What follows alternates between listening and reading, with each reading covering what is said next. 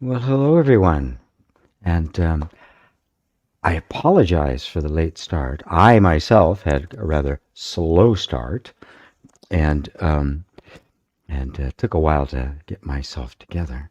And on top of that, there was some kind of a technical difficulty, and I simply could not go live. Thought I was, and then I wasn't. Thought I was, then I wasn't. So forgive me for being so tardy. I try to be as punctual as I possibly can.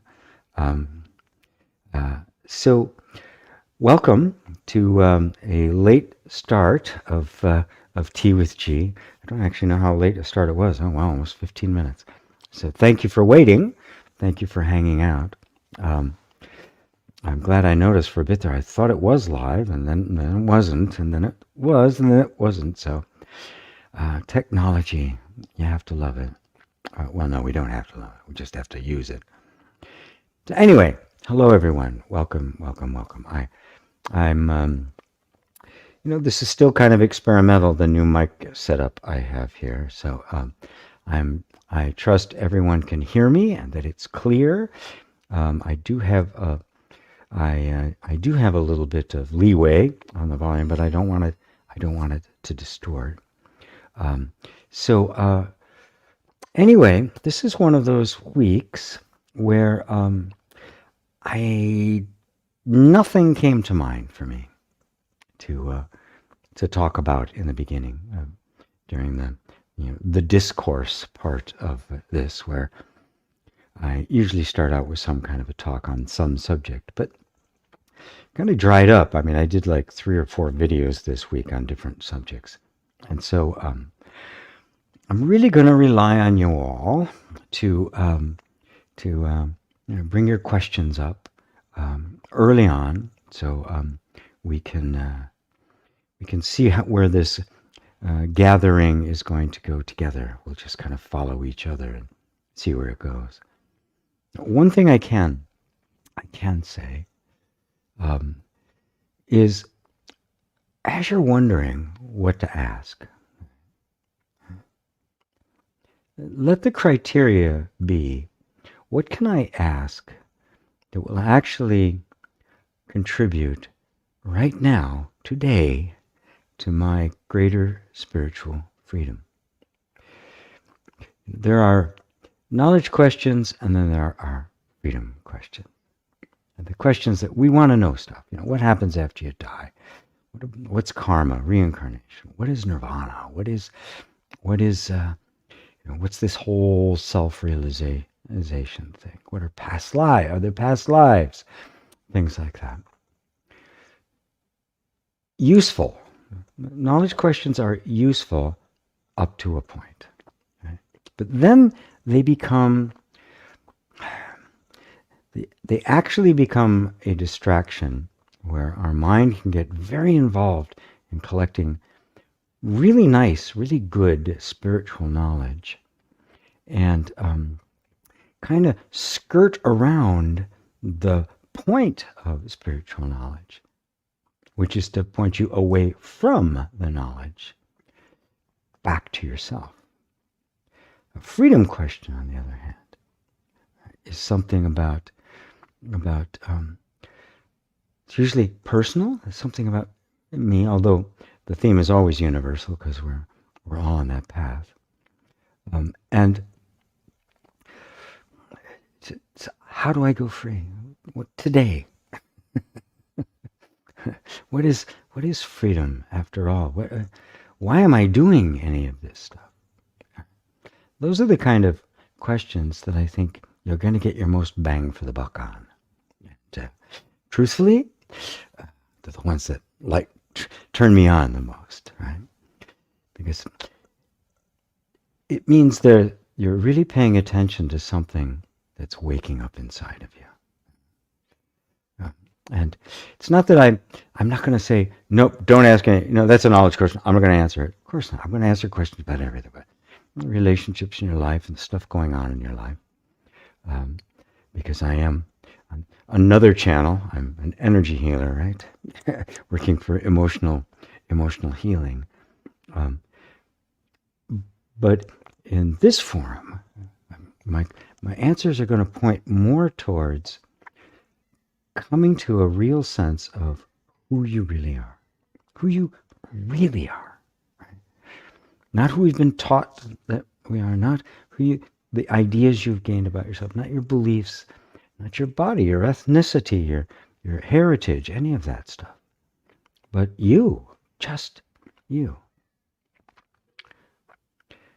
You without a bunch of thoughts about you. You know, you can know something or someone really, really, really well. Right? To the point where you could describe them to me, right, in great detail. But is it possible at all that no matter how much you know about someone or something, that your ideas about them could ever come close to the reality of them? How much more you? You cannot possibly conceive of yourself in any way at all that would come close to the reality of you, to what and who you really are. We can't do it. Our minds are not capable of it. Which means, weirdly, that you cannot know yourself through the mind, through conceptual thinking, through description, through contrast, through memory, through history. You can't know yourself that way. You can only know yourself directly right now, this second, in this moment. So take that into your heart and go, wow, I can't know myself at all. Any thought you have is just a thought, right? Is the thought of anything the thing, right? I can close my eyes and envision my cup here, which I'll take a sip of.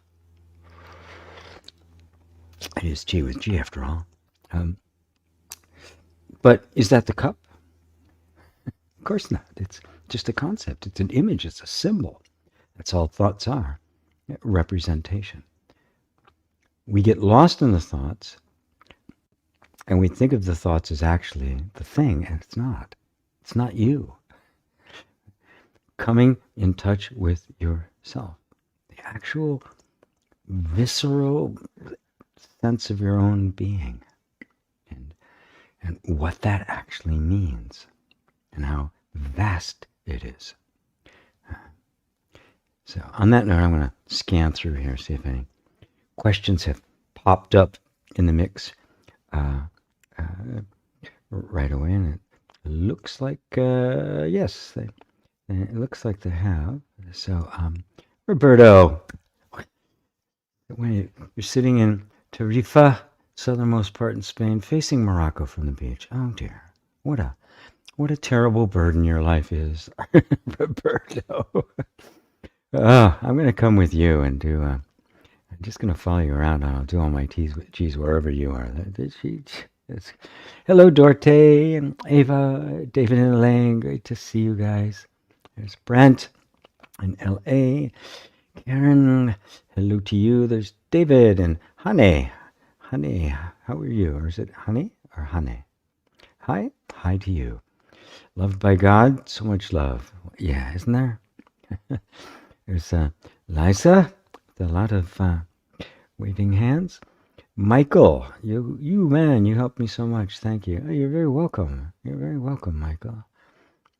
It is really my pleasure. There's Lisa, my buddy in Canada. Laura, hello, Laura in Bristol, England. There's Happy Day. Hello, GP. Can you give us your thoughts about the trap of reincarnation? Well, I'm not really sure what you mean by the trap. I'm going to guess that people get very fascinated and obsessed with past lives and the like. They want to know what their past lives were, or people around them, or soul groups. There's all sorts of ideas that have evolved out of this very simple idea of reincarnation. But I think what's probably better for us, so we don't get caught in the trap of it, is that think of reincarnation as simply, your conditioning, right? You get conditioning during your life, right? We all do. You're brought up, we're conditioned. I mean, because we speak one language with a particular accent in a particular way with a particular vernacular and inflection, that's conditioning. It's just, I grew up at this place, so there it is. Every now and then, my Midwest twang comes out a little bit, don't you know? So these things are there. They're just kind of part of life, and they're not really significant. They're not important unless you get really attached to them. Right? So we can imagine that there are some bits that are like conditioning that are so deeply ingrained in us that they don't end just with the body, just with the particular circumstances that we're in, that they persist. And in Buddhism and in Hinduism, reincarnation is a big deal. But at the root of it is, in Buddhism, it's called the repository, the consciousness repository. It's called vasanas in Hinduism, and it's these very subtle tendencies that are simply innate in human life. Probably the most prominent and most significant one amongst those is this impulse to identify with my body, with my race, with my beliefs and all that, to become something, right? And a matter of fact, Buddha said that one of the three causes of suffering is becoming. I want to be somebody. So it's always trying to become something rather than simply being what you are and discovering what you are. And therein lies the whole spiritual journey of letting go of the this impulse to identify, which is inherent in us. Right? It is very strong. It is not something you just dismiss. And turning that around and beginning to walk back to you that was there prior to even the vasanas. So if we see that, then at that point the impulse, it doesn't matter whether it started at birth or it started 1,000 lifetimes ago, because the only thing you ever have to deal with is right now. And when some kind of proclivity or tendency that you come to see because you're awakening to it, you see this from a place that, this isn't serving me, this isn't me, this really isn't me, this is just an unconscious habit that I've been living over and over again. You begin to withdraw from that energy. The attention starts to move away from the identification, and very naturally, and especially with some guidance, it starts to go back more towards the pure beingness, the pure awareness, the pure consciousness in which all of this stuff arose. So ultimately, it doesn't matter whether this thing originated in a past life or not. It doesn't matter. We only have to worry about right now. Now, working with people in energy healing and that sort of thing, I've had numerous experiences. I've had in my personal life that the best explanation of them is that it is a tendency that came into this life with you rather than something that acquired in this life. Now, but I'll tell you that sometimes arises, and it's very clear, it makes absolutely no difference in terms of how it's healed. No difference whatsoever. where it actually originated. Whether it originated this life or 1,000 lifetimes ago, the energy itself is treated in exactly the same way. And in fact, so it doesn't really matter. It doesn't even matter if somehow the body mind is making it up, right? Like a past life. It doesn't matter. You're only dealing with what comes. And the idea of a past life, right? The bigger question is, all right, in every single one of those lives, every single one, it would have been just like this one. Right? I had parents and a culture and a language and stuff I grew up with and all these things, right? And just like right now, oh, this is me. I am this, I am that, I am like this, I am like that. It could have been in another life, completely different. Different gender, different race, different planet, for crying out loud.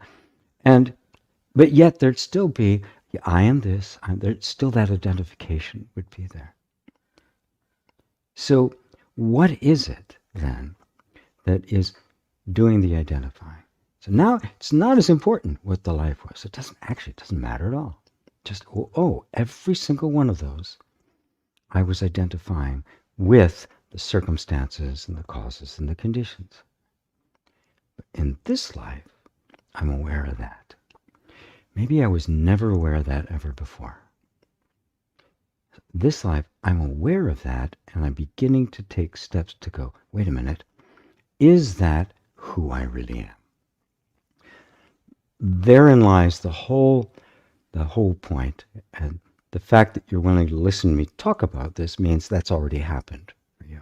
This life, maybe unlike any life before, an awakening has taken place. The wheel of the Dharma has started to turn.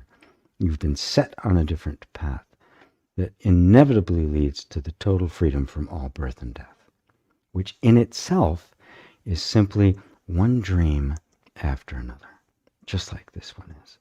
And will all be seen to be just a series, like a flash in the pan, and that who you are has never incarnated or reincarnated, but has always been absolutely pure and spacious and open, the pure awareness.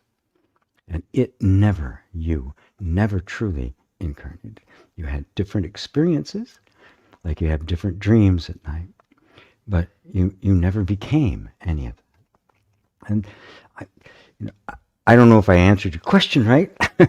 I hope I hope I did. It was a happy day. So if you bear in mind that all these ideas about karma and reincarnation and all of that can be helpful, right? They're not the final word. And at best they can help be pointers to it, indicators to it when you understand them. When you do, you don't have to make a big deal out of them anymore. Because in fact they're not.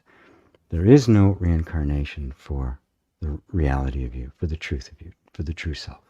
There is no karma for the true self. Because it doesn't have birth, death, or body mind. It means you really don't. All of that only applies to the sense of a person who would incarnate and reincarnate. And to the degree that we identify with that person, will we feel as if it's my karma that's influencing and my conditioning. But as you begin to see that that's not who you are, the influence of karma and your conditioning fades away because it doesn't apply to the reality of you. Does that help? Happy day. Did I even get close to what you were hoping for? I guess the only other thing I would add to that is the trap is being obsessed with it, like it's something you need to know, or the belief that this is my karma, reincarnate. I've got to make up. I did these horrible things in the past. I've got to make up for it now, or I took a vow in the past and I'm suffering for it now. That's a trap. because it's only your belief in it that's creating the circumstances in the moment. There is no power to any of it. You, right now and always, have always been the only actual power and authority. So don't give it away to anything or anyone. All right. Michael, any tips on how to overcome narcissistic abuse with EFT? Wow.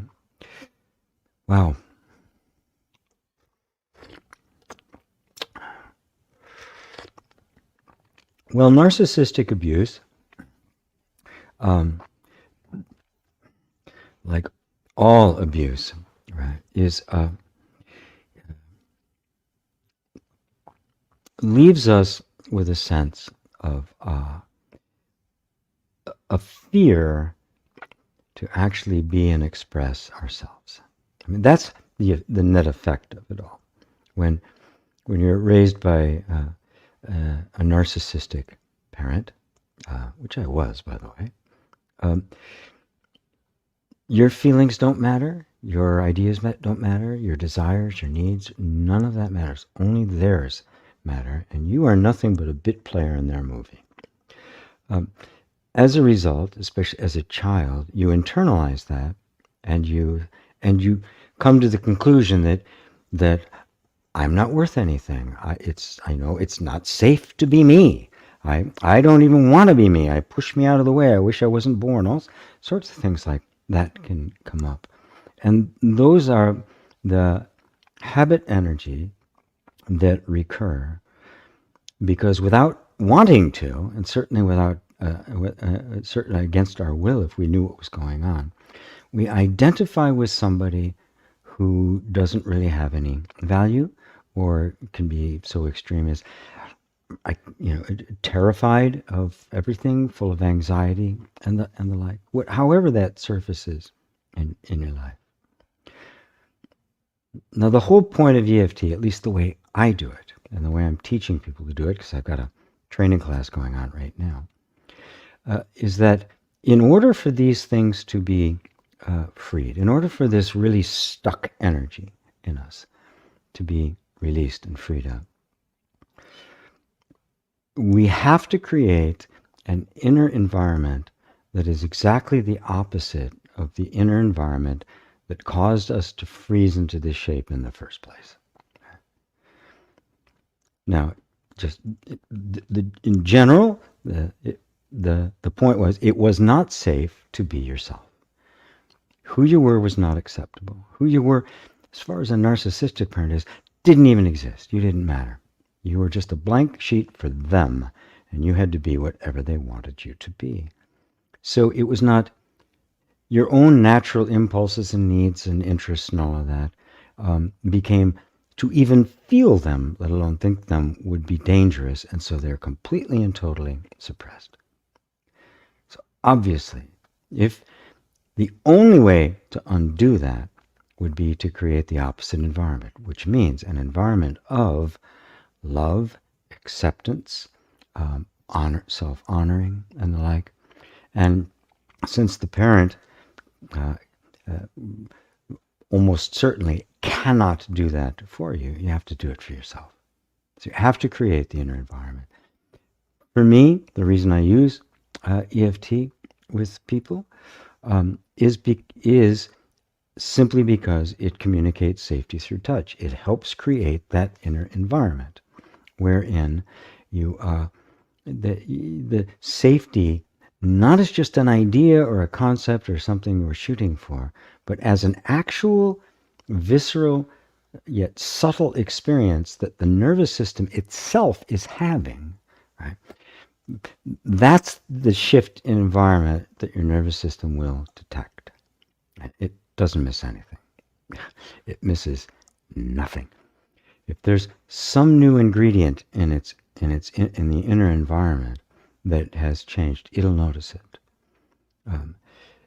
We simply don't realize that because we've taken these things on and internalized them, we have become the restrictive force for ourselves. We had to, because that's the only way we could stay safe, but it became a constant. So there's an unconscious belief going on, assumptions going on, right? That it actually is dangerous to be yourself. It's not just a thought, it's not a belief. As far as the nervous system is concerned, it is the reality.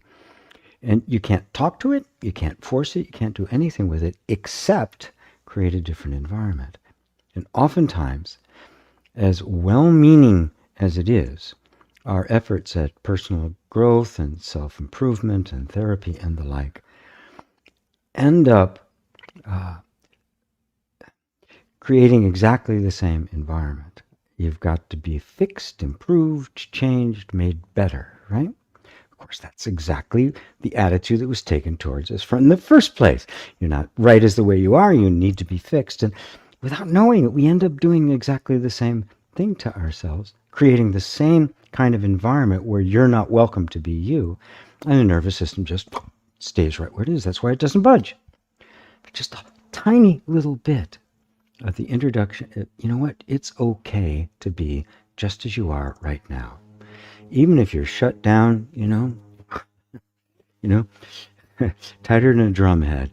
Even if you're not going to listen to anything I say, you're resistant to everything, nothing is okay, fine. That's how you feel, fine.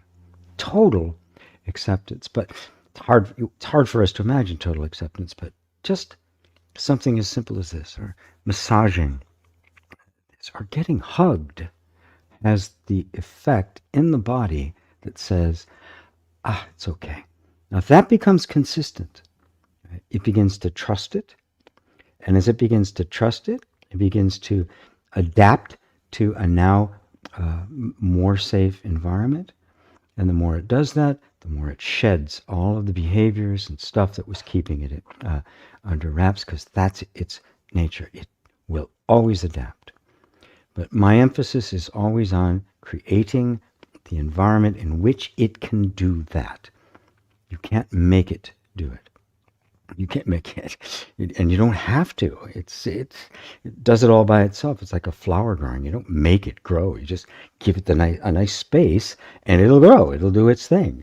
And this is really how to overcome all childhood abuse and all the traumatic impact that had, including the narcissistic one, which is just a very extreme one, because it's a total denial of you. You become nothing more than an object to serve the needs of somebody else. And so it's a tough one. The whole sense of identity has emerged. Assuming all this stuff that I've been talking about that's going on underneath. I think that about covers it. I hope you know about my other channel, the tapping channel. You probably do, where I really focus on the tapping part of it. What I can add here, because this is the self-inquiry gathering, is that bear in mind that all of the trauma, the stuff, the impact of the narcissistic abuse, all of the adaptation that had to take place in order to survive in that environment, was the adaptation of the nervous system and not you. This is really important. You're not your conditioning. You're something altogether different. Obviously, you were there before the conditioning happened. It's self-evident. Prior to any conditioning that occurred, any whatsoever, good, bad, or indifferent, you were there first. And prior to that, you were simply this perfect, pure, undifferentiated beingness. You didn't have an eye. You didn't know anything. You had no objects. You had no mind. You had no thoughts. Nothing. It was just pure being. That is who you actually are. And we're not just trying to fix the nervous system, as far as I'm concerned anyway, to make it better, although it's great, right?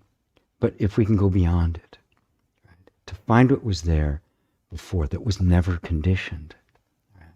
It was always pure. And that's the truth of you, and it's always here. Knowing that accelerates the process of healing, because you are no longer your conditioning trying to fix yourself. You are the already perfect being, very kindly and compassionately correcting the conditioning and letting the nervous system become more free to express. And realizing that you are the being that is there, the real being that's been there the whole time, that will express itself through the healed and deconditioned nervous system. But you yourself were never conditioned. And that's the additional element to energy healing and emotional healing that is missing, and that you're only going to find when it is imbued with this kind of spiritual knowledge. You have never, ever been anything other than the perfect beingness. That's the fact. And knowing that will just make the rest so much easier. All right. Hello, Karen Long. I hope that helps, Michael. Yeah, I hope so, yeah. Karen, so good to see you. Rosario in Madrid. Hi, GP. It's Carl. Hi, GP. Is consciousness spiritual? Can we reach the truth through psychology and bypass spirituality? After years spent down spiritual rabbit holes, I was taken full circle back, not believing my mind. That was a question. Taken full circle back, not really believing my mind. Well, what is consciousness? What is spiritual? These are, because everybody's got their meaning for it. And spiritual, I mean, geez. Everybody's got a definition of spiritual now, right?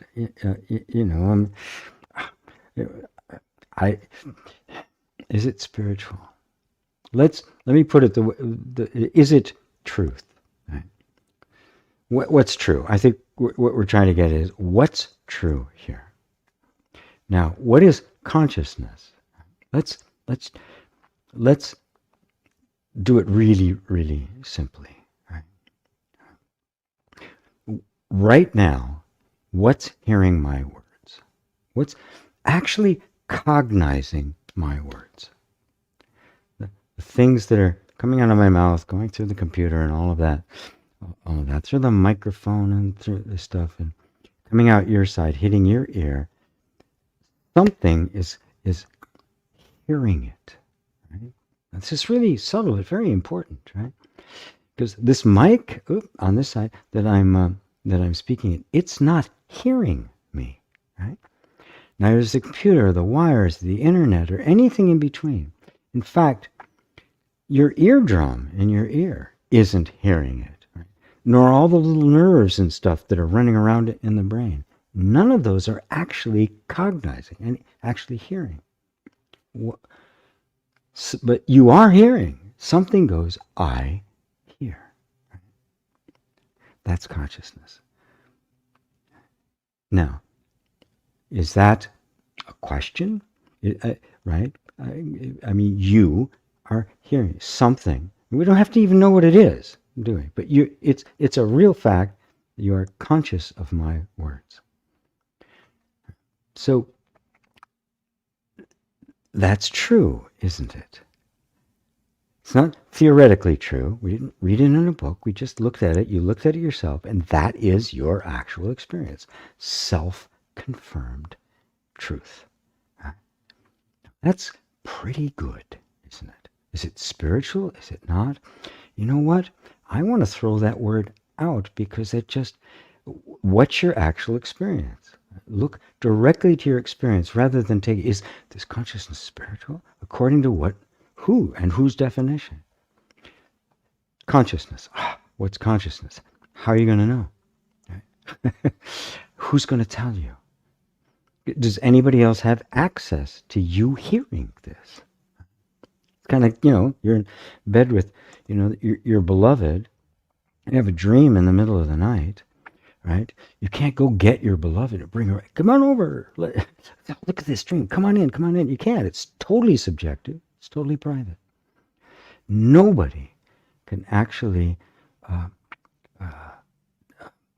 talk about or experience you experiencing consciousness. Nobody. Totally you. So, who is there you can possibly consult with about the nature of consciousness? Nobody but you. This is why they call it self-realization. Right? Because it's you realizing you. And where else is it going to come from? How else can it possibly be confirmed? I could tell you all day long what consciousness, I could give you elaborate consciousness, but who cares? Right? It's just a bunch of thoughts. But right here, like, oh look, I am hearing that. That's consciousness. Right? The cup I'm sitting here sipping out of is not hearing it. It's not hearing anything. It doesn't feel heat or pain or any of that. There's no cognition there. Can we reach the truth through psychology and bypass spirituality? Well, I think if you look at what we just can, psychology or science or anybody actually tell you anything about your direct experience of simply hearing? Can they add anything to it? Anybody tell you anything about it? And we just bypassed spirituality because I threw that out too. Who cares? Who cares what somebody says is spiritual or not? It's a word, and I use it for various reasons. This is called the spirituality channel. But ultimately, what does it mean? Nothing. It's people's attempt, right, to put some words around that which can't be put into words, which is your own personal, subjective experience that you cannot share with a single soul. So, after years spent down spiritual rabbit holes, I was taken full back circle, not believing my mind. Well, don't believe your mind, even when it says, is consciousness spiritual? Look at your consciousness, which is the sense I am. Everybody here knows that they are. I don't need to tell you. Your parents didn't sit you down one day and say, you know what, we can have a little talk. You're old enough now to know about this, and, well, you exist. Nobody did that. You didn't need to. You've always known it. Not always had words or ideas associated with it, but that intuitive sense I am has always been there. It's never not there. If it wasn't there, you would literally cease to exist. You would not be conscious. There'd be nothing. Right? It would be oblivion. A real nothing. Right? So, you could throw all your knowledge out the window, all of it. Psychological knowledge, scientific knowledge, theological knowledge, spiritual knowledge, all of it. Right? Just throw it out. It's not important. Drop it. Right? You want it to, you can pick it up later, but just drop it. Right? Drop it all. And what's left? You're still here. Right? You're still here. Without the ideas, without the thoughts, without the concepts, without anything, you're still here. What's that? Now, put your attention there on that, because that's you. There's a reluctance to do that, right? Because we're so used to thinking that, the answer to my deep questions about who I am is a concept of something my mind is going to recognize. It can't recognize it because it's non-dual, it's not two, It's not one thing described in terms of something else. It is itself without a second, you alone. Your direct experience without anything additional added to it. And so you go beyond the mind. Now, our habit is big. The mind will be jumping back in. Oh, wow, that was great. Wasn't that cool? That was spiritual, wasn't it? And you go, thank you for sharing, but I don't need to describe it. I'm experiencing it directly. I don't need a description.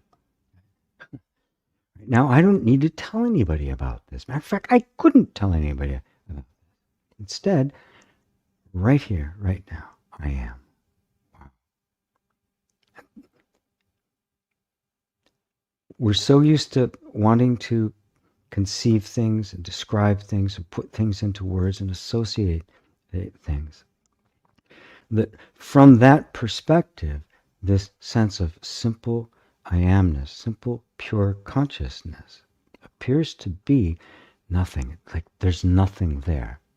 And so our attention, well educated into being out in focus on external objects, will say nothing here and want to move on. It'll want something to entertain it, to engage it, right? Something it can grab onto. And therein lies the whole difficulty with non-dual self-inquiry. Because this habit energy of thinking we're looking for something, and there's no thing there. There's only you. But if you're willing to persist, right, for whatever reason, for whatever reason, that you trust the teacher, you read something, or you've had an experience of some sort, if you're willing to persist and find out, what is there? Is there more than just nothing? Right? You find out it isn't nothing at all, because I'm here. So if I just keep staring into this place that doesn't seem to be anything there, there's just I amness, I'm staring directly at myself. Now the question, who am I then? What is this? Who becomes alive and quite vivid. And with enough patience and attention, the nature of it begins to emerge. It's anything but nothing. It's the source of all of this. But we're so focused on the thing that we don't know the source of that thing appears as totally empty, totally void, like there's nothing there. But yet everything arises out of that imagined nothing. Every thought. Follow any thought that you have back to where it came from. Where did that thought come from? Go back. Where did it come from? There's nothing there. It popped out of nowhere. There is something there. You. The real you. The you without you. The you that is not limited to the body. The you that hasn't had past life.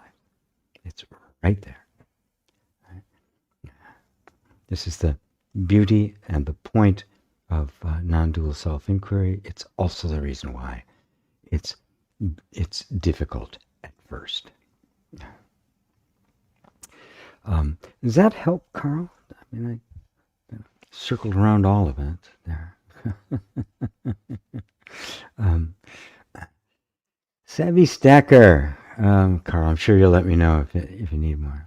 Hello to you, Robbie from Romania. Hello, Robbie from Romania. I'm curious what it's like there from Morale Booster. Well, you should go visit. We can talk about it. You can look at YouTube videos, but the best thing to do. Ooh, geez. Sorry, I thought gurus didn't burp. Yeah, they do.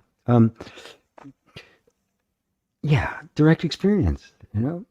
Somebody can tell you about what an orange tastes like all day, right? But give you an orange and you're tasting. Oh, now you know, because it's totally subjective, right? Go to Romania, see. In fact, we're all going to go to Romania. Happy day. Very helpful. Thank you. You pointed me to the right direction. Namaste. Namaste to you.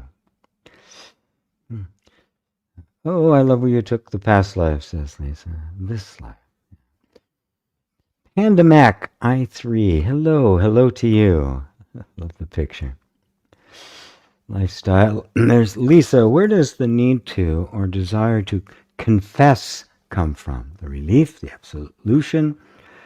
Is this for oneness, or for another your best witness? For another your best witness?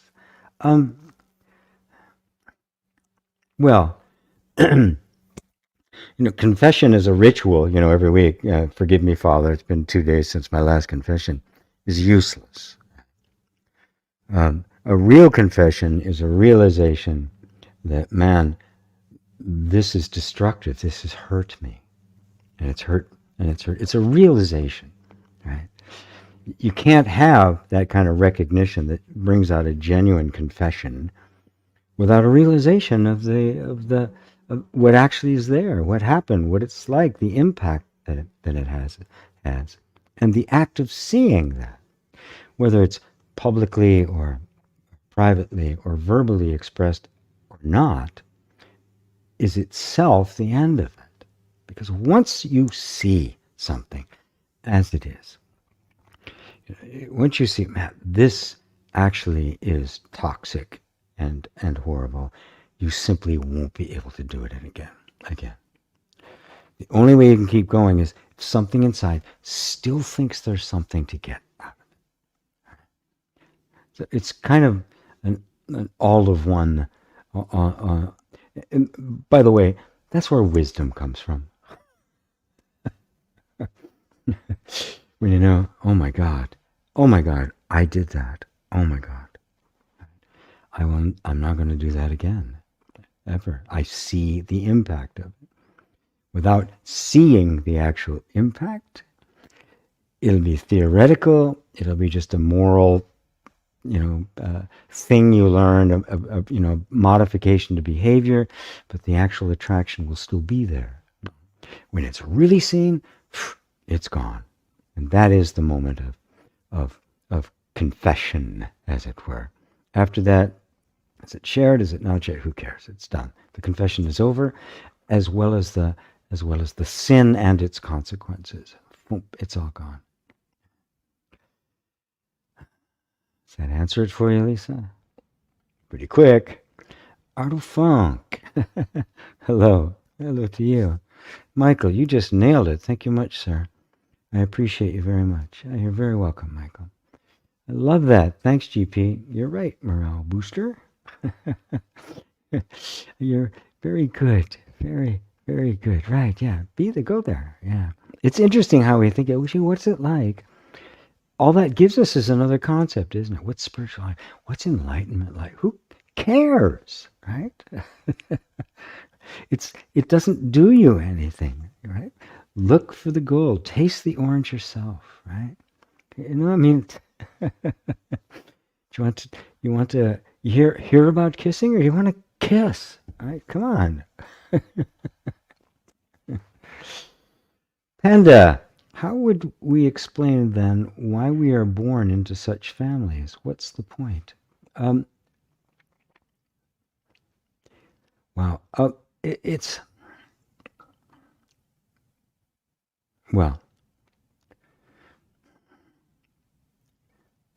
There's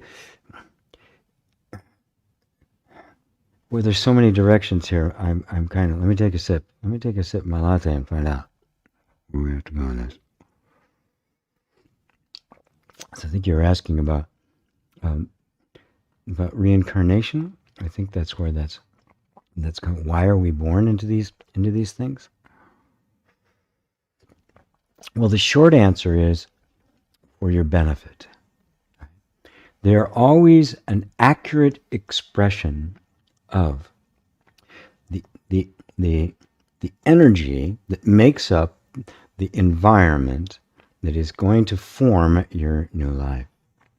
And part of that will be every single member of this. Don't think of your family as this thing that's here and you join them.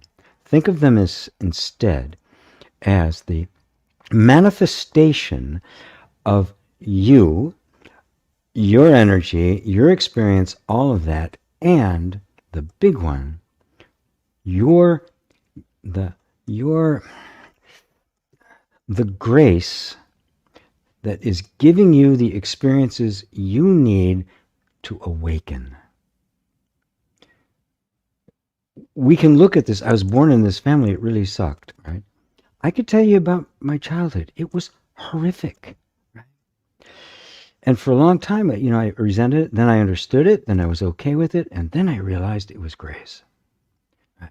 That the only possible way I could have gotten to the point where the delusion I was living under would be thoroughly broken was to experience exactly what I experienced. Yeah. There was no other way. Right?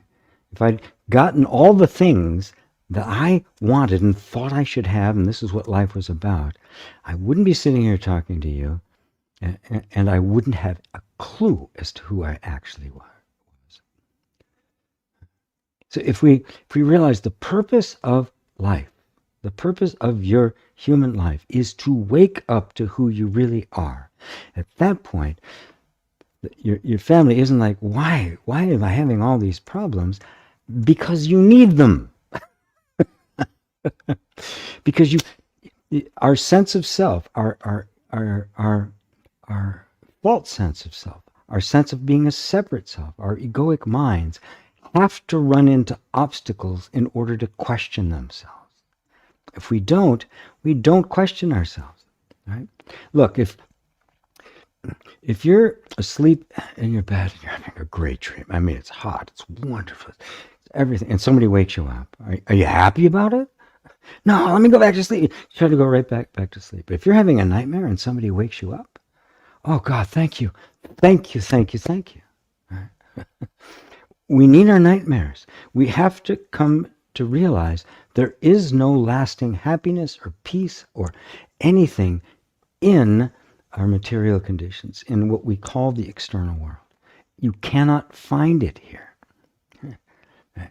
And the sooner we realize that, the sooner we truly abandon that as a practice, as a way of living, and all of our attention gets aimed right smack dab. I want to know who I am. I want real freedom because this is intolerable. There's nothing here for me. That is why your life is the way it is. Now that may sound harsh to a lot of people, but I can speak to that and I can say it like that because I had one of those harsh lives. I had those constant experience of deprivation and losing things and just things stolen from me, just one block after another to everything my ego thought was I should have. Right? And now I look back and thank God.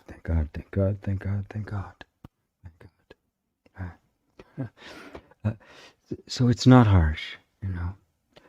Grace, when it comes, which is, we cannot determine when it's our time to wake up.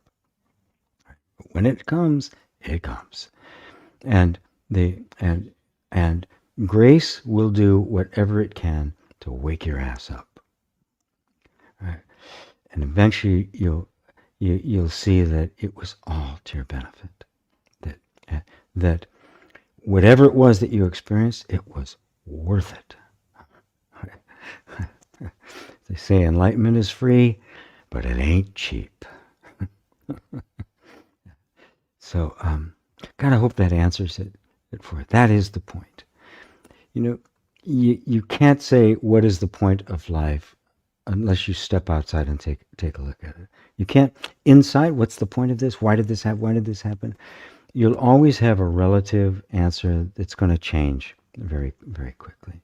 But when you can step back and see the big picture of this, all lives are to wake up from the dream of all lives, then suddenly everything makes sense.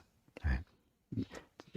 It could still hurt, but every time it hurts now, it's like, where am I still holding on to something that is temporary, is temporal, and is never going to truly satisfy me. Right? And it becomes a humble prayer. Show me. Show where I'm, you know, purge me of ego and merge me with you. Yeah. I'll let that go for now.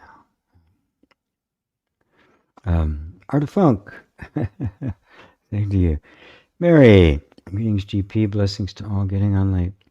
Had to catch the Lewiston Art Festival before the rain hits. Oh, yeah, absolutely. Boy, people turn on the Olympics instead of me. They go to art shows instead of me. Man, I'm just kind of second rate. Jeez. Anyway, all right, Fatima. No question this time. Just all the best. Holiday in Montenegro. Oh, thank you, Fatima. The very same to you. Semanil. Hello, hello. Sebi Stecker. I have a background in psychology. It has its purpose, but here I am. I needed more than it was offering me. Just my experience. Mine too. I mean, I don't have a formal education in psychology other than my own studies of it, my own interest in it. I've had done psychological treatments and the like, and all of it. The psychology, the energy, even the tapping and stuff I do. The best energy, the best therapies, plant journeys, all of it has a place and can have a profound effect on our psychology and our emotions. None of it can tell you who you are. They all have the assumption, right, of the person is you, and we're improving that person. Have you noticed? You never quite get there. There's always more improvement to do. It's never quite right. Of course it isn't. It's a moving target. It's not you. It's never going to be right. It isn't who you are. Who you are is beyond psychology, beyond healing, beyond every single technique, beyond anything you could ever do to any adjustment you'd make to the person. And none of those adjustments are needed to the self. It is just that absolutely pure. And eventually we get to that point where it is beyond healing. Got nothing against it. I use it when I need, as needed. But I know its limits. Right? But genuine spiritual inquiry, okay? The dance between wisdom and compassion, or jnana and bhakti, is the ultimate path, the quintessential. It is the only thing that will lead you back to that which was there before any of this happened, to your true, authentic, real, eternal self, which just happens to be the self of all. So, yeah. Mary has a question. What are your thoughts about how the past teachers, such as Nisargadatta, Buddha, Jesus, Ramana, how and what would they say about spiritual teachings in our technological age? I think they would use different metaphors. They would grasp it. They would see the weaknesses of it. They would see how much of it is based on the sense of there being a real functioning person, person who is separate from the truth of the self, or is separate from God. They would still see it, and the language would just be different. They wouldn't be speaking like a Middle Eastern Jew from 2,000 years ago, or a high caste Hindu from 2,500 years ago, or Raman would probably be the same, because for the most part he taught through silence. He thought silence was the highest teaching, and he's right. It is. The truth appears, takes the shape of what's needed at the times, for the consciousness that's there at the time. So the truth, the reality took the form of Buddha, took the form of Jesus, Rama, Nisargadatta, of Shankara, of Kashyapa, Avalokiteshvara. The list goes on and on and on. But the essence of it, right, is always the same. The reality of you, who you really are. How that gets expressed is absolutely different, right? I express it differently depending on who I'm talking to. It changes moment by moment, let alone, over millennia. Muji doesn't sound like Ramana. He's very much aware of the metaphors and language of this time. He speaks in that time. Right? What would happen if Ramana was on YouTube, right? Sitting there for 4 hours not saying a word. What an interesting video that would have been, right? So, Buddha did spend some time being very clear about calling out false teaching, what he said was not consistent with his Dharma, with the actual truth. And it was always the same. There was always something creating a subtle duality, which he caught every single time and pointed it out. I think Jesus might have been able to speak more bluntly rather than in parables and the like, because the time he appeared. When it appears as a Sufi mystic, like Balyani or Hafiz or Rumi, it's going to have the language of Islam around it. Right? But remember, it's the truth expressing itself. So the only thing that really matters is for you to find your truth. That is the truth of you. That will clearly point out to you true spiritual teachings, false spiritual teachings, and the essence of the spiritual teaching as it appears in the time.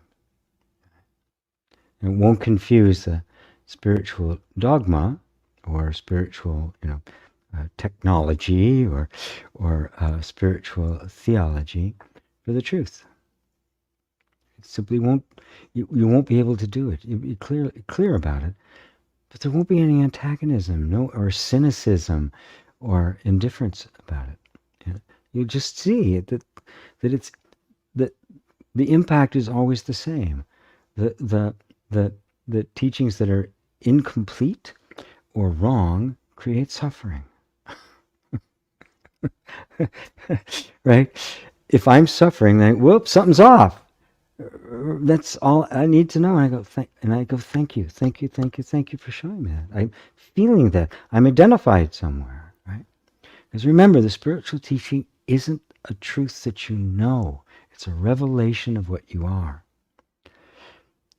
So to teach, Papaji said it best: no teacher, no teaching. There really isn't a teacher or a teaching. Just kind of pointer. Look over there. Look. Right? The teaching is just look. Right? As a teaching, it's not anything to know. Don't know it, because that's just a concept. Instead, look to you, to the actual experience of your own being. The sense I am, the sense of beingness, the sense of presence. Focus on there without conceptualizing. You don't need thinking to be. You don't need thinking to feel the sense of your own existence. You don't need any thought, no description of it. Right? We only have to talk because we're so in our minds and out in the world and trying to learn and thinking things and learn things that somebody has to come along and says, fine, I'll use the words, but here, look this way. Don't bother acquiring more knowledge. It isn't going to do you any good. Right? Believe me, I've had to dump a lot of knowledge. I had so much of it, and it just never got me anywhere. It was like, never got certainty, never got. It's useful, right? Stuff I can rely on to, but it isn't going to tell you who you are. Nobody's going to tell you how you are. We're only going to point, say, look here, keep looking. Trust me, keep looking. If you trust me, keep looking. If not, find somebody you do trust. Because you know what they're going to tell you? Keep looking. That answer it for you, Mary? Really cooking today, Brother G. Thanks, Brent. Let me take a. So if you all have tea, it's tea with G, or coffee, or I don't know, wine, whatever it is. Cheers, enjoy.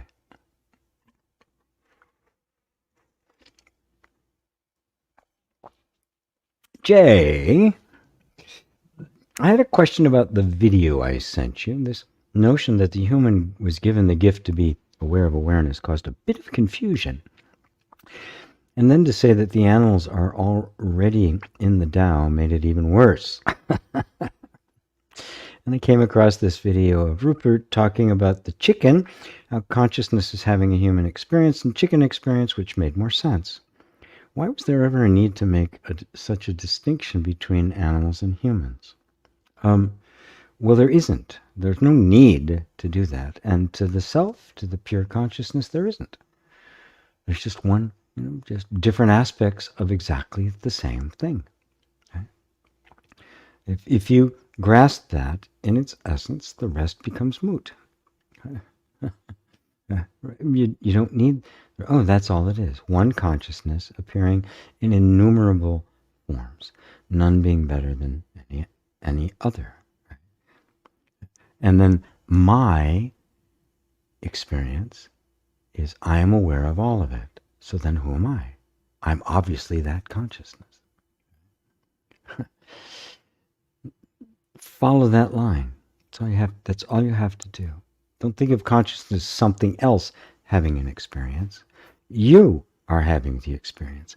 You are experiencing your being aware of being aware, and being aware of all these other things, and being aware of stuff that appear themselves sentient and conscious of sort, at certain degree, things that don't appear to be conscious, and yet they exist as well. There's still the I amness about it, the beingness, because it is, right? But bring it back to you, the consciousness that is aware of it. So when you talk about consciousness having a human experience, it's you. You're having the human experience. You are the consciousness that is perceiving through the human experience. Matter of fact, eventually you'll see that the human experience is in fact nothing but the manifest consciousness. That's all it is. And it is the self. It isn't other than the self. And it's not the self going through something or coming from something or something coming out of it. It is it. There's no duality whatsoever. So the distinction between humans and animals is only something you do at another level of consciousness where you have to explain things, right? But again, I point you back to your experience. You are aware of being aware. Right? We can talk about chickens and goats and all sorts of stuff all day. Are they aware of being aware? It's pure speculation, isn't it? Right? Because you don't know. It's totally subjective. So since that's nothing that could ever be known, why even think about it? What can be known? I am aware of being aware. What is this I that is aware of being aware? Well, it must be the awareness itself. What else could it possibly be? Another awareness? There's this awareness here, aware of this awareness over here. This space over here is aware of this space over here.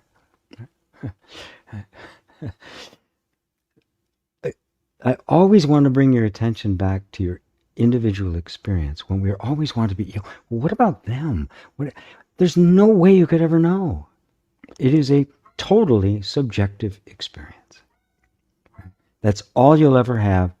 So you don't need to look for anything objective to give you the truth. You go to what you are actually experiencing, which is, I am aware of myself. An experience that my mind says is other, but I'm not so sure. What if it's all me? This is me, chicken, bark, bark, bark, bark, or goat, bah, right? And even that doesn't matter. Throw that out. That's not even important at this stage either. Just, I'm aware of myself. What's that? Just do that. Just aware of myself. No concept of myself. Just this sense of my own being. That's it. That's it. Just do that. Right? And forget the rest. That's the only place the answer is going to come from. Right? Does that answer it, Jay? I'm sure you'll let me know if not. Jill Kelly. My friend Joe. Turns out confession at church was just a way in the dark ages that they got people to confess and they could bribe them to hold their confession secret. Just more tricky. Just to make people feel guilty. Yeah. Guilt. If I can make somebody feel guilty and I'm holding out the remedy, 3 Our Fathers and 10 Hail Marys, well, I've got them. Yeah, they will do whatever I say. And you're right. That's what it was about. Eva, yes, G. Why this or why such a family? Yes, because such conditioning was best for me to see deeper. Yes, the best family for my spiritual growth. I have never been thinking about that in such a way. Yeah, because we assess our human lives based on our human ideals. That isn't this the way it's supposed to be? And of course, in our modern age, with all this stuff and the law of attraction, aren't I supposed to have it all? Isn't everything just supposed to be perfect? And a lot of that, there's some truth to some of that. And of course, if going through emotional healing and that sort of stuff, and some of the traumas are relieved, our lives will improve, for sure, right? Unless they don't. And if you go through the healing process, and it isn't improving, then you can either double down, I got to do more of it, which is what most people do. Or you have to go, you know what? Maybe there's more to it than this. I have dealt with all of this, and this is still happening. Maybe there's a bigger picture here that I'm missing, right? That has nothing to do with just fixing myself and getting the life I thought was supposed to be my due. Right? I was supposed to be the end of this, the pot of gold at the end of this rainbow. I'm going to heal all these things, and then it's all going to have a good relationship and job I love and friends and all of that kind of stuff. There's nothing wrong with any of that. But there's also nothing wrong with grace saying, no, you're not having any of that because it's time to wake up. And it has nothing to do with your conditioning or your healing or any of that. It's because God has said, no, we're going here now. It's your time. Well, no. Eventually you go, oh, wow, thank you. You submit to grace. Right? You submit to the truth that's been calling you, right, back to yourself, back to true infinite love, back to a freedom that doesn't need any circumstances whatsoever. It's completely unconditional.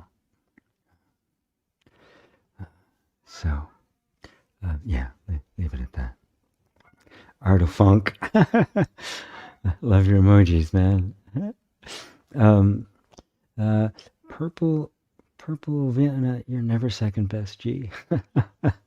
Thank you. Oh, that's right. I was sad about competing with an art show. Yeah. And Dante, emptiness is teaching, teaching is emptiness. Cheers. It's true. Yeah, emptiness is not empty. Paradox. Emptiness as a concept is it seems empty, but when, as a reality, it's not empty at all. It's beyond empty and full. It's beyond being and non-being. It's beyond dual and non-dual. We can't conceive of it. You are it. Sit. Deal with it. You are the perfect infinite self. Deal with it. Savvy Stacker, I'm having homemade hummus and whole wheat pita and coffee. Yum. Coming to your place. But I can't type today. Well, no, not if you got all that on your plate. Yeah. Ultimo, thank you for this uplifting and balanced conversation. Just perfect. Much love and blessing. Well, the same to you, Alta. Same to you. And thank you from my heart to your heart. It's one heart. Oh, there's Jay. I get to be a little bit more blunt with Jay. He's been my student for a bit, so I can just kind of get right into his face, and go. There's only so much knowledge we need. Really, there's only so much knowledge you need, and there's a point at which it ceases to be of any value. It actually becomes the mind just seeking more. I need more. Just the inherent instability and discontent of the egoic mind, of the separate self, that wants to try to fill itself up with knowledge. And we can fall in love with knowledge. When you get into spirituality, now it's spiritual knowledge we can fall in love with. Oh, I can grasp this now. The measure is very simple. I understand that. Has your doubt been removed? Are you more content? Are you more patient? Is there less suffering? Right? If the answer to those questions is yes, well, you're probably on to something. But if it's not, if there's there's more. Oh, I need more knowledge. Right? Something comes up in your life. Oh, I need more knowledge. Beware. Beware.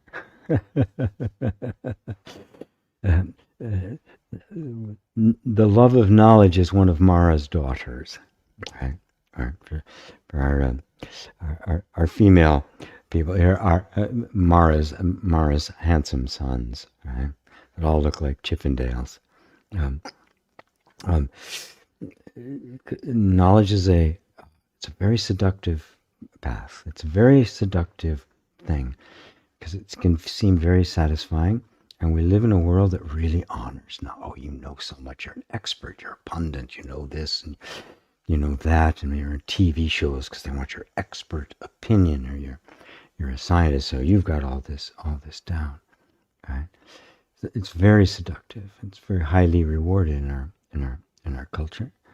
Not as rewarded as knowing how to make a whole bunch of money, but definitely rewarded.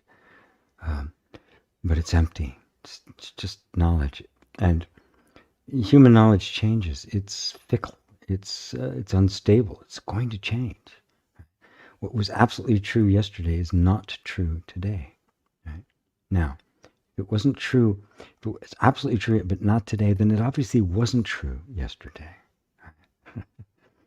But truth, actual, real truth, must be true forever. Must be, and all places, and never not be anything other than that. It cannot become false. And the false cannot possibly become true. Can't do it.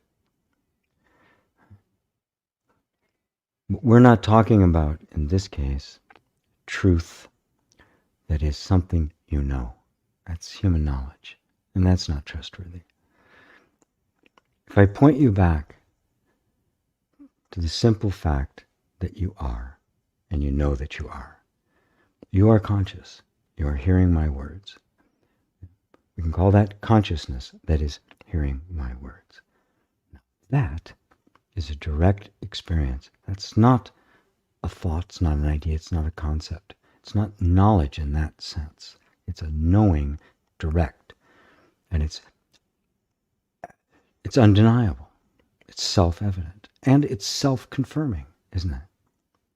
That truth is forever. Look at it carefully. Look at your own consciousness. Right? Where did it come from? Does it have a beginning? Was it born? Does it have an end? Does it have a boundary to it? These are all questions you ask by looking directly at yourself. And these aren't spiritual ideas. Don't throw spiritual out. We've already thrown spiritual out today, right? Right? So spirituality is out the window. Right? You're looking at yourself. I don't even care if you call it consciousness. I'm looking at myself directly, present, aware of my own being. I exist. Where did that come from? It just is. I just am. Will this have an end? Feel into it. Look at it. Can that possibly end? Really? Think, well, what's going to happen in the future? Look directly at it. It's not made of something that was born and will die. It was created and will be, dissolved at some point. It wasn't made of that. It doesn't have the kind of parts that come and go. There's nothing about it that says come and go. It's just looking at it. Find a boundary to it. This is not theoretical. It's not spiritual. It's not theological. It's not an idea at all.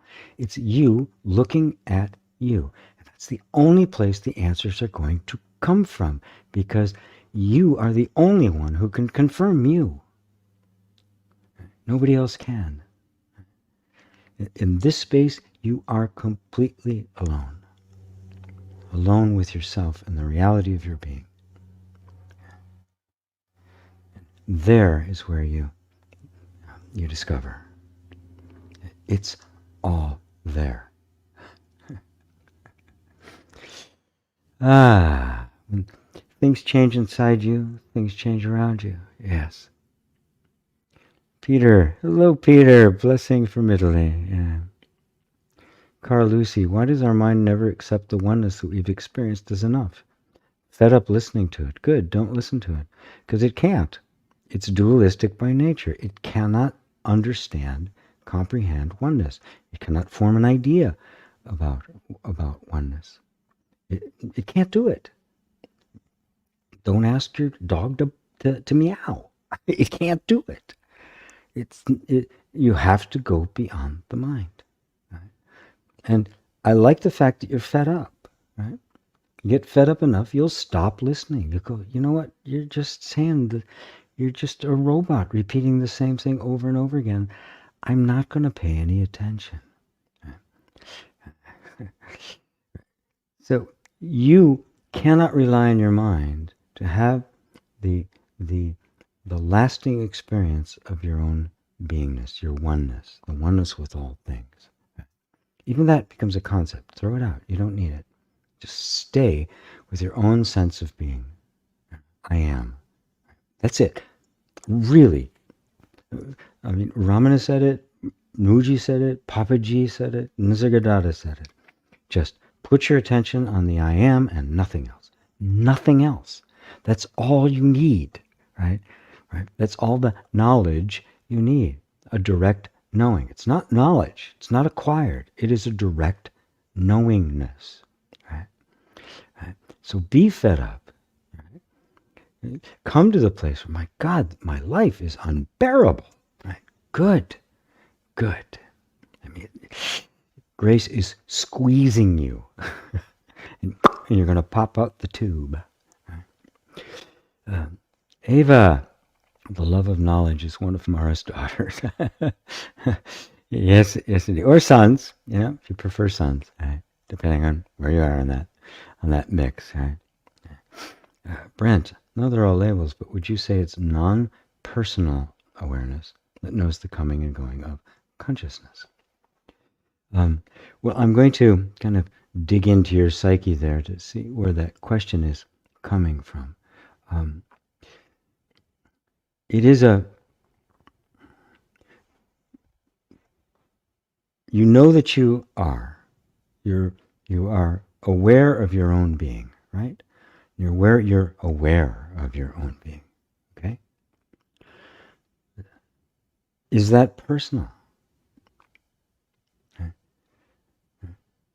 Not various characteristics of your different aspects of you, your gender and your interests and loves and stuff of that sort. Right?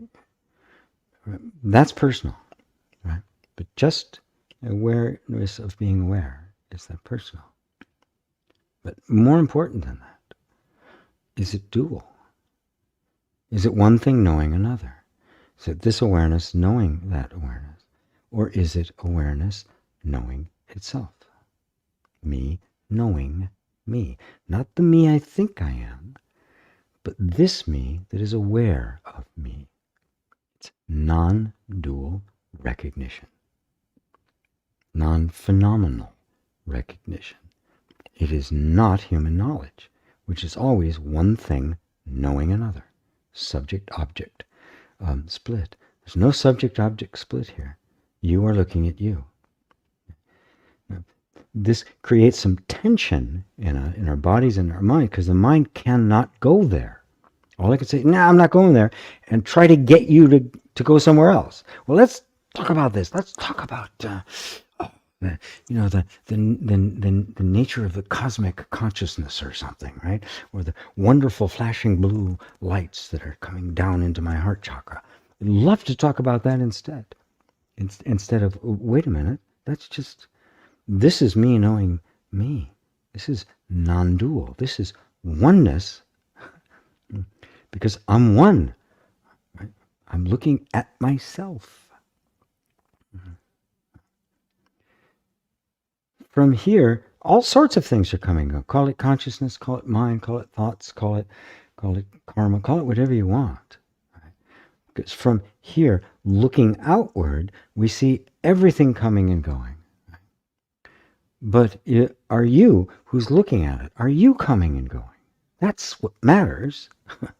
Yeah, everything's coming and going. Got it. Doesn't matter what it is. Right?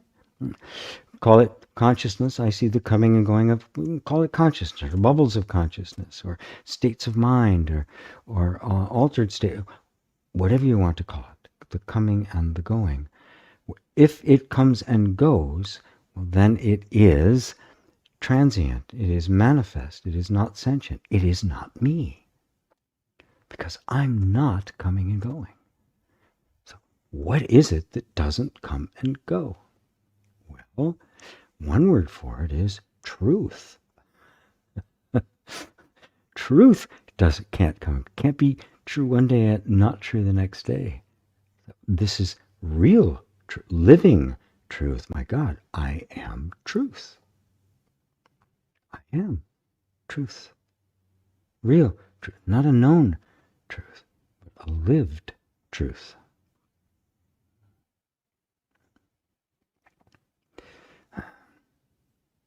Come back to yourself. That is the meaning of satsang. Come back to yourself. Bring your attention back to you. That's not always easy. Well, it's not easy, period. Right? Simply because we're so used to thinking that the I thought is me. But the I thought is just something else that comes and goes. When you were a little child, fresh from the womb up to a certain age, there was no thought of I. There was no I thought at all. It was pure experience. Yet you knew you were. When you go to sleep at night, consciousness shuts down all experience, all thoughts, all emotions, all sensations. In deep sleep, obviously they're there in different form in dream. But in deep sleep, it's all silent. And yet you're there. You're still there. Conscious of the emptiness, no I. And then shoop, what we call waking up in the morning is simply all that stuff starts up again. Zoop, it starts back up again. But you're still there. You're the same, right? But now the experience has changed. Take the time to put your attention on you, the one looking. That's going to be difficult because our attention's going to want to find something, right? And you're not a thing. You're not something that can be known or categorized or put into a box or labeled. You don't fit that. So how then do you know yourself? Right? Without being able to look at something. Well, by looking at that knowingness, I know that I am. Wow. I don't need any knowledge for that. I don't need any special books. As a matter of fact, I didn't need any of my spiritual knowledge, but I need none of it. Nothing. It's here. There it is. There I am. Ramana had no spiritual training whatsoever. Neither did the sixth patriarch of Zen in China. He was even illiterate. Right? Couldn't read or write. You don't need to know anything except what's self-evident right in front of you right now. I am. That I amness is the door. Knock on it. Walk towards it. Keep your attention there. See what happens. See the effect that it has. Try it out. Tell me I'm full of beans or anything else, other substance you'd like to do. Just go ahead. Well, I've silenced the group, it appears. Don't ask a question. He's going to no. Just that's where your freedom lies, where your love lies, where all that you've ever really wanted, that you thought was going to come from various things and from knowledge and relationships and states of mind and possessions, all what you thought that was going to give you is actually here. In that simple sense, I am. All of it, it's here.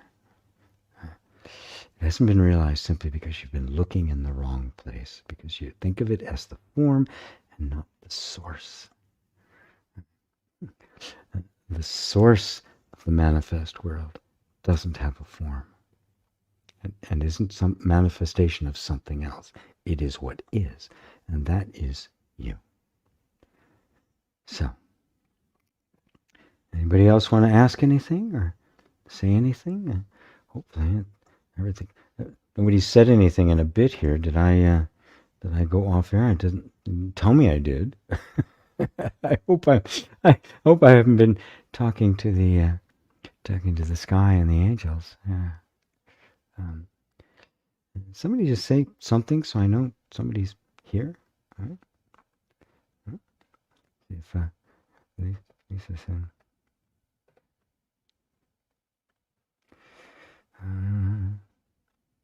Not showing you live. Huh. Am I live? Well. Oh, there we go. There we go. Okay.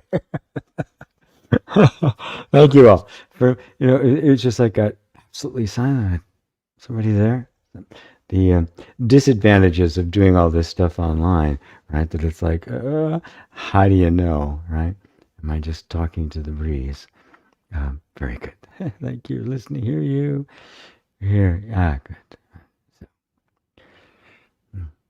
So, make me tired and quiet. Rainy weather is making me tired and quiet. About that. Good. You sure it's the rainy weather? Anybody else like to say something? Otherwise, we can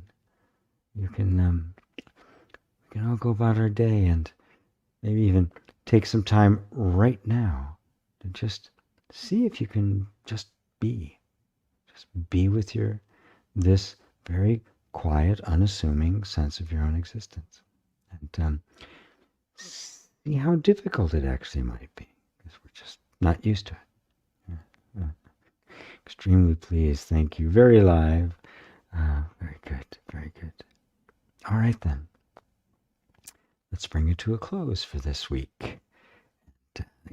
Beautiful tea time with you. What you are doing. Thank you, Ava.